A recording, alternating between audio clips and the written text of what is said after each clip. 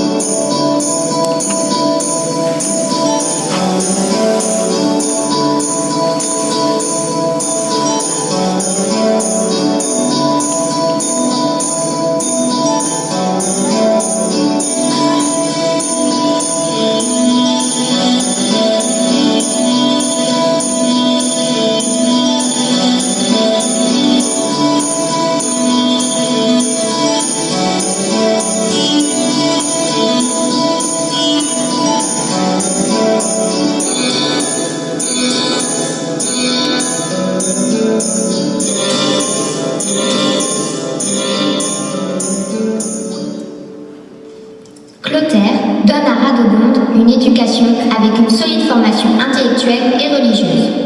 Elle, qui ne connaissait jusqu'à là que son dialecte germanique, il lui faut apprendre d'abord à parler, à lire, écrire le latin qui est la langue courante de tous les gens cultivés. Puis, on la lance dans l'étude des pères de l'Église. La Bible et la vie des saints tiennent alors une grande place dans ses lectures. C'est ainsi que petit à petit, Dieu prend la première place dans sa vie. Clotaire, séduit par les qualités de la jeune fille et veuf de sa précédente épouse, projette de l'épouser, mais Radegonde tente de s'enfuir. Contre son gré, et après une tentative de fuite, Radegonde devient l'épouse de Clotaire en 538 à l'âge de 18 ans. Sa vie auprès du roi est exemplaire, elle exerce une heureuse influence sur son époux, elle s'acquitte à merveille de son métier de reine, elle porte intérêt à tous les membres de son peuple. Elle s'adonne à des œuvres caritatives et profite des dons qu'elle reçoit du roi pour les distribuer aux pauvres, aux églises, et elle prend soin des malheureux. Radegonde est fidèle à la prière, à la liturgie des heures et mène une vie toute simple au milieu des postes royaux.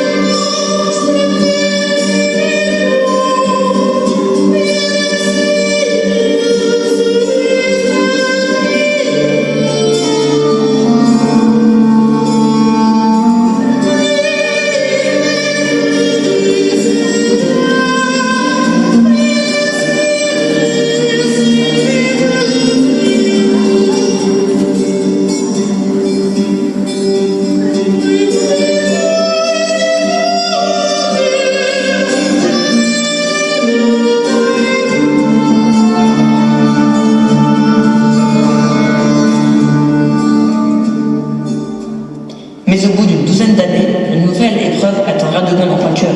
Son jeune frère est assassiné par ordre de Clotaire, soupçonné de complot contre le trône. Radegonde décide aussitôt de quitter Clotaire. Celui-ci, l'admirant, la laisse partir. Elle entre dans une basilique et demande à l'évêque de la consacrer à Dieu.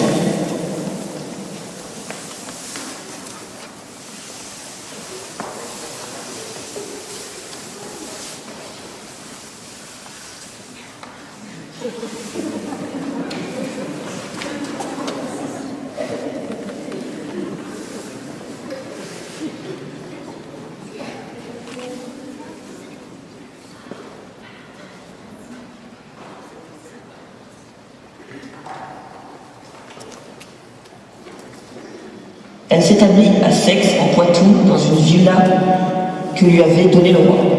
Mais le roi Clotaire décide d'aller à Sex afin de reprendre son épouse. Radegonde, averti de son arrivée, se serait alors réfugié dans un champ où un paysan semait de l'avoine. On dit qu'au passage du roi, l'avoine devint soudain si abondante que Radegonde fut miraculeusement dissimulée. Devant la puissance de Dieu, Clotaire aurait alors renoncé à son projet et rebroussé chemin. C'est à cause de ce légendaire miracle des avoines que Sainte Radegonde est si souvent invoquée dans nos églises comme la protectrice des moissons.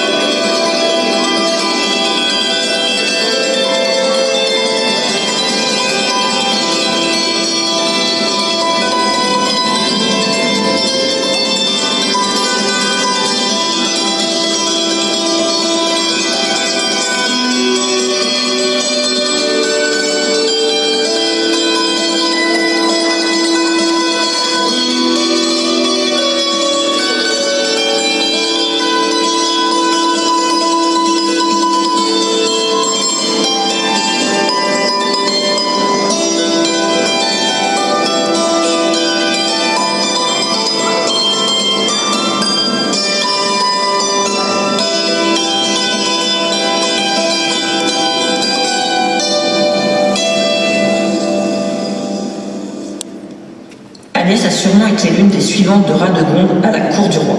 Agnès a vécu auprès de celle-ci et Radegonde aime Agnès comme sa fille. Agnès, mon amie, nous vivons un temps difficile. Oui, vous êtes ma protectrice. Vous êtes reine. Jeune, vous avez été amenée avec votre frère capturé par Clotaire, roi des Francs. Et oui, je voulais passer mon temps à prier et secourir les malheureux. Mais le roi a décidé de m'épouser, alors je me suis enfuie et j'ai été rattrapée. Oui, vous avez vu la volonté de Dieu de devenir reine malgré vous. Oui, c'est cela, mais un jour cet époux devient très violent et tue mon jeune frère, alors je me suis enfuie une seconde fois. Cette fois-ci, vous avez réussi.